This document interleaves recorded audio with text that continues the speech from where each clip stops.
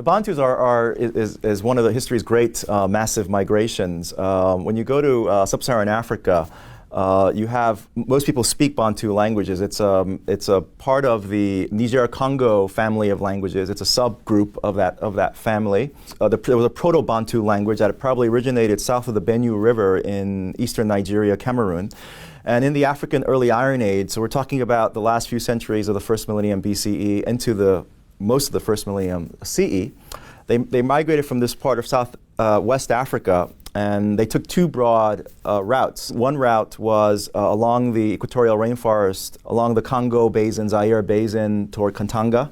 And then the other route was along the equatorial rainforest, more to the east, to the highlands and the plateaus and the Great Lakes of East Africa. This wasn't a single migration, obviously. There were waves of migrants. When you study languages, the analogy or model that's often used is a tree, where you have sort of this early proto-language, and it develops and grows into its roots and you have the root and the branches and smaller branches and so on. So there is this sort of divergence that takes place. In fact, once the Bantus reached East Africa and they came into contact with Arab culture, a new language was born, Swahili, which is sort of a hybrid of Bantu, Arab culture and languages. It's a lingua franca, by the way, and the most widely spoken Bantu language. It's spoken in over a dozen countries in sub-Saharan Africa. You know, the question, of course, is how were they able to take over or impose their languages on the people who were already there? We know the Bantus were hunters and fishermen. They also practiced cereal farming. They raised sheep, goats, and cattle. In fact, cattle, and not every Bantu group had cattle, but cattle will be a marker of one's wealth in society, and medically it's important in a way because the presence and absence of cattle will determine the presence and absence of tsetse fly. The parasite in the tsetse fly causes this horrific African epidemic, African sleeping sickness, which is still found in Africa today in some parts. We know several things about the Bantus. We know that they had Iron Age technology, which gave them an advantage over the hunters and gatherers in which they came into contact with.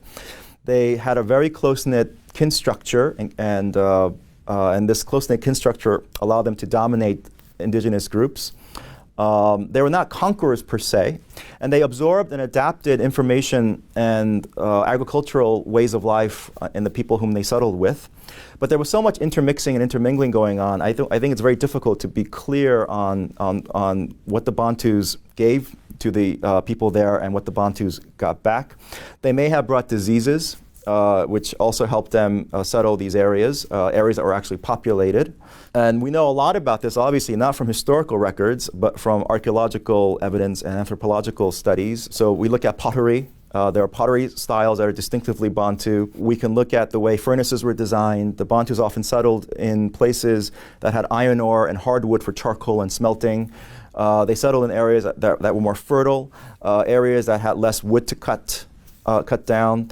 Later in the Iron Age, they actually went more to South Central Africa, South Africa, and of course, East Africa.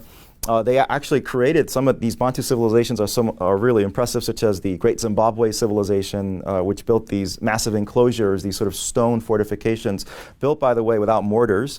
When Europeans came into contact with these structures, they thought some other foreign group had built these, not Africans. The Wapangawabi culture in South Africa, Zimbabwe, and Botswana is another sort of Bantu-derived group and culture. The Bantu language in itself has a number of sort of characteristics. It's a language that uses a lot of affixes, there's a lot of prefixes and suffixes in the words. There's a lot of reduplication where you repeat a word to emphasize, to give emphasis to something. In fact, we do have a number of Bantu words in Western languages, words like jazz and safari. Hakuna Matata is actually a Bantu language. Many students know that. And there is also sort of an Eastern-Western division in the Bantu culture, and they mix somewhere in Zambia. Archaeologically, we know that there was quite a strict division of labor between the men and the women. The men hunted, conducted foreign relations. They were probably self-sufficient. The women farmed, raised children, probably cooked meals. Certain burial sites show men being buried near the central enclosure, where women are buried more to the edges of town. But the thing that's important about the Bantus is this is one of history's great cultural diffusions. And it's a very important event in world history. As the Sahara spread and desertification spread south to the steppe, this probably put pressure on Bantu-related people in that part of West Africa that may have forced them to move southward and eastward.